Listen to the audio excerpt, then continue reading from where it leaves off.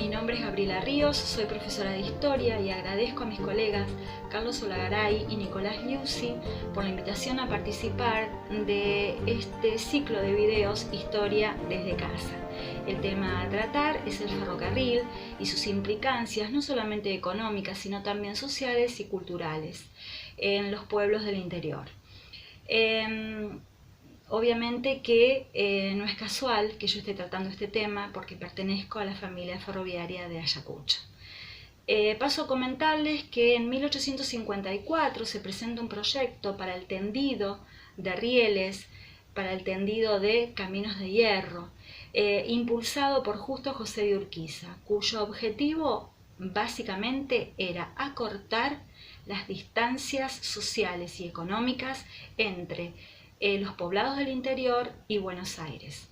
Los que llevan adelante esta tarea son las compañías inglesas, que no solo aportan capital financiero, sino también mano de obra especializada, aunque el objetivo para ellos era totalmente distinto al inicial, porque ellos tenían como objetivo primordial transportar materia prima desde la campiña bonaerense, agricultura y ganadería, hacia el puerto y de allí hacia Inglaterra.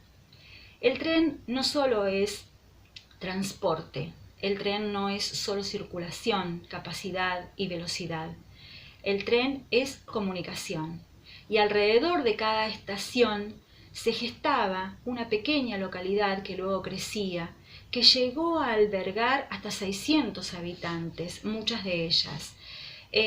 Y alrededor de esa estación, con esos habitantes, se gestaba también un almacén de ramos generales, un club, una herrería, una carpintería, una mensajería, un correo.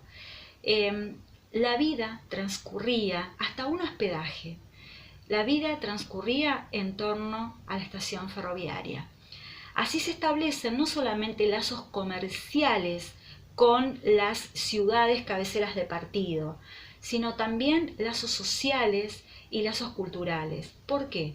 Porque los productores rurales no solo traían en el tren o acarreaban en el tren ganado mayor o cereales, sino también huevos, pollos, gallinas, y el tren fue de vital importancia porque en sus momentos de crisis participó siendo tren sanitario y también auxilio en las inundaciones, como por ejemplo una sucedida en la década del 70, de 1970, y otra sucedida en la década de 1980, donde fue un auxilio importante para cuando desbordaba el río Salado.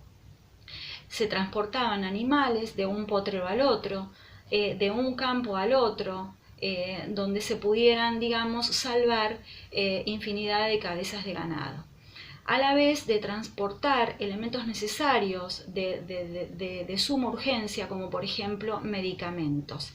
Aunque no solamente se transportaban medicamentos, también se transportaban revistas, también se transportaban diarios, y de esa manera la gente de la zona rural estaba en constante comunicación y contacto.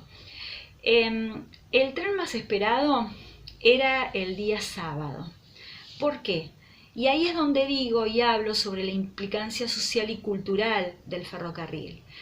¿Por qué era el más esperado? Porque llegaban las visitas, porque llegaban los turistas, porque según tengo testimonios de amigos y de familiares, las señoras se maquillaban para ir a recibir el tren, y los niños, por ejemplo, levantaban la mano saludando a ese viajero desconocido que quizás era simplemente un turista. Pero era todo un lugar de encuentro, esa estación ferroviaria. Era un lugar donde recibir a las visitas, a los parientes, donde ver pasar el tren era una novedad, porque llegaban las cosas que estaban esperando. En 1880 se habilita el tramo Dolores-Ayacucho, que se desprende del tramo desde Chascomús, desde la red ferroviaria de Chascomús. Y así, posteriormente y en otras oportunidades simultáneamente, también se habilitan los ramales hacia Azul, Balcarce, Maipú, Tandil, Mar del Plata, Necochea. Y por supuesto, todas las localidades que estaban entre medio de las ciudades cabeceras tenían la conexión necesaria, como por ejemplo Parravicini, Labardén, Fair, San Ignacio, Ramos Oteros, Langueyuca, Salins, Udaquiola, Solanet y hasta mismo La Constancia. Realmente de allí es que surgen dos hermosos testimonios que recuerdan, algunos con nostalgia, el paso del ferrocarril.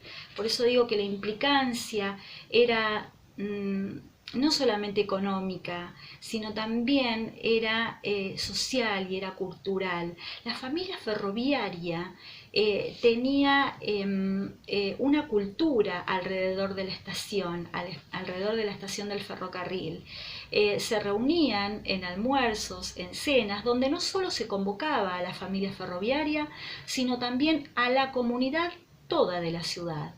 Recuerdo que en alguna oportunidad no había capacidad de edilicia y terminaron realizando un gran almuerzo festivo de fin de año en el playón de la estación ferroviaria de la avenida Solanet, de la antigua estación.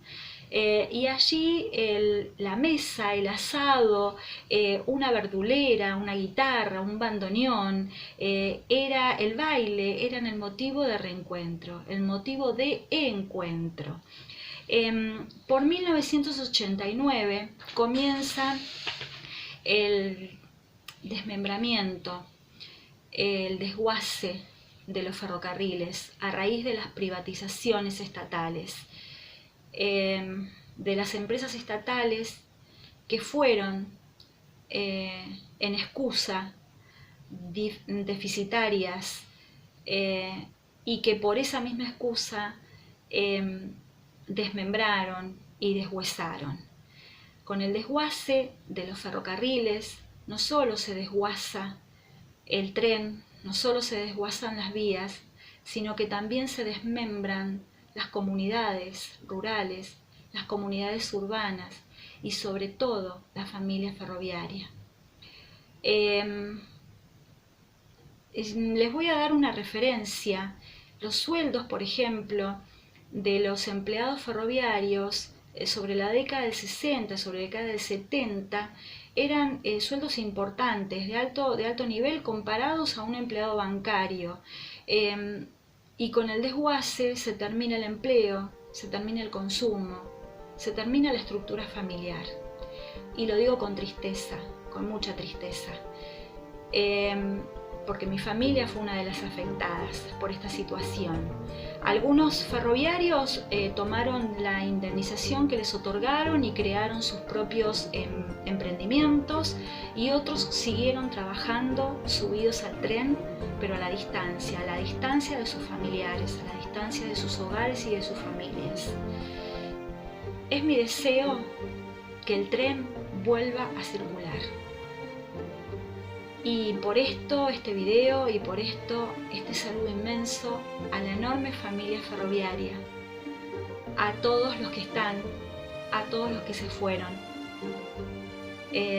Gracias nuevamente por poder dejar este testimonio. Muchas gracias.